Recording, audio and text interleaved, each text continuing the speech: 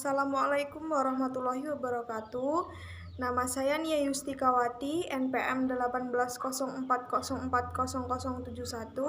Saya mahasiswi Ekonomi Syariah semester 6 di Institut Agama Islam Negeri Metro.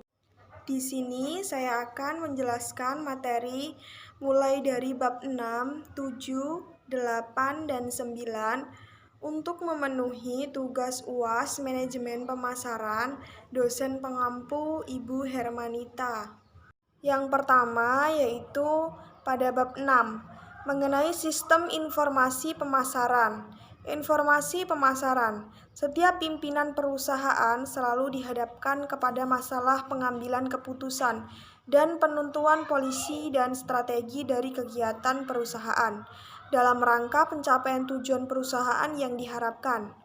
Untuk dapat mengambil keputusan yang tepat dan menentukan polisi dan strategi yang baik, seorang pimpinan perusahaan membutuhkan informasi yang tepat dan lengkap. Informasi yang tepat adalah informasi yang isinya sesuai dengan yang dibutuhkan, penyampaiannya tepat pada waktu atau saat yang dibutuhkan, dan disampaikannya tepat pada tempat atau tujuannya. Informasi yang lengkap adalah informasinya menyeluruh, sesuai dengan apa yang dibutuhkan, tidak ada yang kurang. Informasi adalah keterangan baik berupa data atau fakta maupun hasil analisis, pertimbangan atau pandangan dari yang menyampaikannya mengenai kondisi atau hal yang berkaitan dengan kebutuhan dalam pengambilan keputusan. Dalam informasi tercakup data atau fakta mengenai kondisi atau keadaan yang berlaku, baik yang sedang atau yang telah terjadi.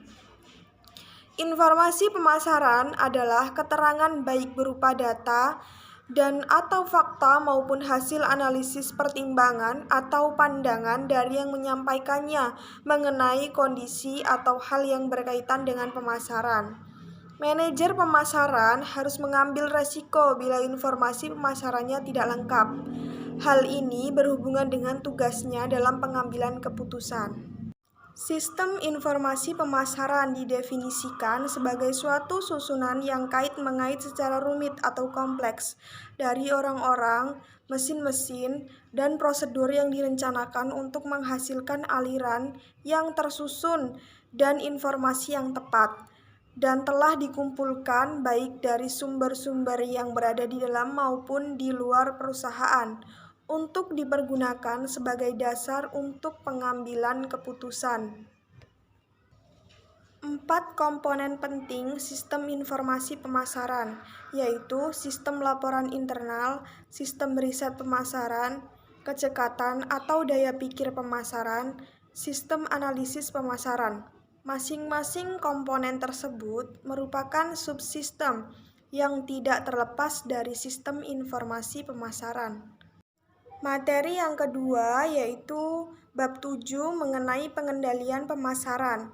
Kegiatan pengendalian pemasaran mencakup kegiatan menilai dan membandingkan hasil pelaksanaan atau prestasi dengan rencana atau ukuran standar yang ditetapkan, mencari penyebab terjadinya penyimpangan dan menentukan cara mengatasinya, memberikan informasi sebagai umpan balik bagi penyusunan rencana pemasaran berikutnya. Perencanaan pemasaran merupakan penentuan langkah-langkah kegiatan yang akan dilakukan dalam bidang pemasaran untuk jangka waktu tertentu di masa yang akan datang dalam rangka pencapaian tujuan yang akan diharapkan. Agar pelaksanaan kegiatan terarah guna mencapai tujuan yang diharapkan, perlu dilakukan pengendalian. Sistem pengendalian pemasaran.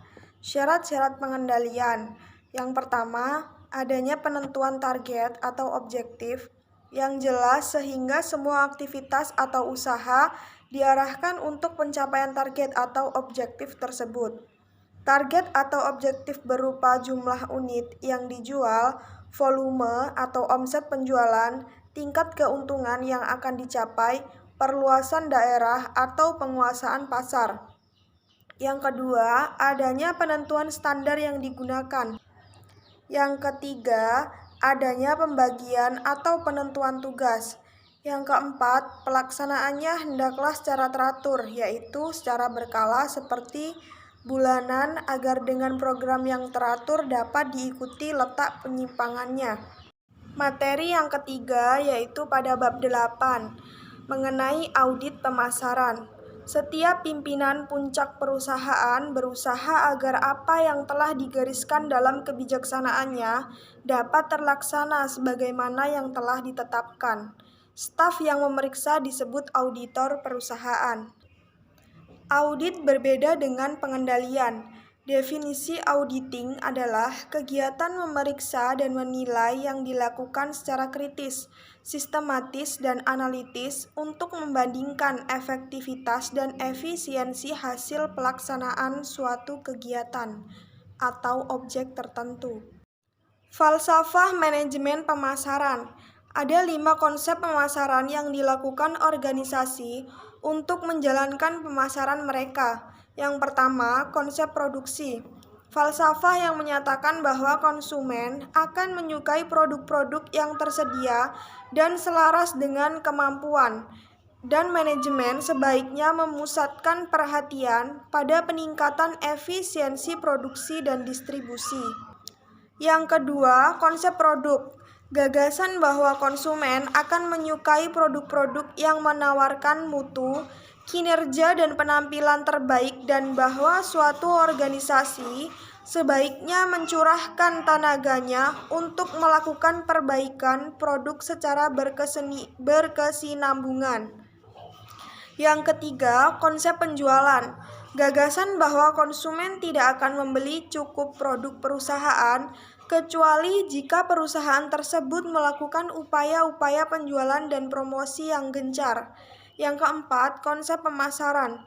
Falsafah manajemen pemasaran yang menyatakan bahwa pencapaian tujuan-tujuan organisasional bergantung pada penetapan kebutuhan dan keinginan dari pasar sasaran dan penyampaian kepuasan yang diinginkan secara lebih efektif dan lebih efisien dibandingkan dengan pesaing. Selanjutnya yaitu bab 9 mengenai meneliti dan memilih pasar sasaran melalui segmentasi, targeting, dan positioning. Segmentasi. Menurut Kotler dan Armstrong 2004, segmentasi adalah usaha untuk membagi pasar ke dalam kelompok-kelompok yang dapat dibedakan satu sama lain dalam hal kebutuhan, karakteristik, atau perilaku yang mungkin akan memerlukan produk-produk dan strategi pemasaran tertentu untuk menjangkaunya. Pasar yang tersegmentasi dengan baik dapat dijangkau dan dilayani lebih efisien dan lebih mudah dikelola karena cenderung memberikan respon yang homogen terhadap suatu stimuli. Beberapa variabel pokok yang sering digunakan sebagai pembeda antara lain adalah geografis, demografis, psikografis atau gaya hidup, dan perilaku. Targeting adalah penetapan pasar sasaran, di mana perusahaan harus mengevaluasi berbagai segmen dan memutuskan segmen mana yang akan dilayani. Pilihan pasar sasaran yang dituju tersebut bisa didasarkan atas beberapa pertimbangan, yang diantaranya: pertama, ukuran segmen dan pertumbuhan, informasi mengenai volume penjualan, proyeksi tingkat pertumbuhan, dan profit margin yang diharapkan akan membantu perusahaan dalam mengetahui apakah segmen yang dipilihnya itu cukup besar dan mampu mendorong pertumbuhan perusahaan di masa datang atau tidak. Yang kedua, daya tarik struktural segmen. Pertimbangan ini mencakup analisa pesaing, produk atau jasa substitusi, daya beli konsumen. Yang ketiga, tujuan-tujuan dan sumber-sumber perusahaan. Perusahaan juga harus mempertimbangkan apakah pelayanan yang akan diberikan kepada segmen yang akan dipilihnya itu sesuai atau tidak dengan tujuan dan sumber-sumber yang dimiliki perusahaan. Menurut Ulrich dan Jack Trout yang dikutip oleh Kotler 2000, 341 menyatakan bahwa positioning adalah penentuan posisi dimulai dari produk, suatu barang, jasa, perusahaan, lembaga, atau bahkan orang. Tetapi penentuan bukanlah sesuatu yang dilakukan terhadap produk. Penentuan posisi adalah apa yang dilakukan terhadap pikiran pelanggan. Jadi, pemasar memposisikan produk itu di dalam pikiran calon pelanggan. Sekian penjelasan yang dapat saya sampaikan. Apabila ada kesalahan, saya mohon maaf, dan kepada Allah saya mohon ampun. Saya akhiri. Wassalamualaikum warahmatullahi wabarakatuh.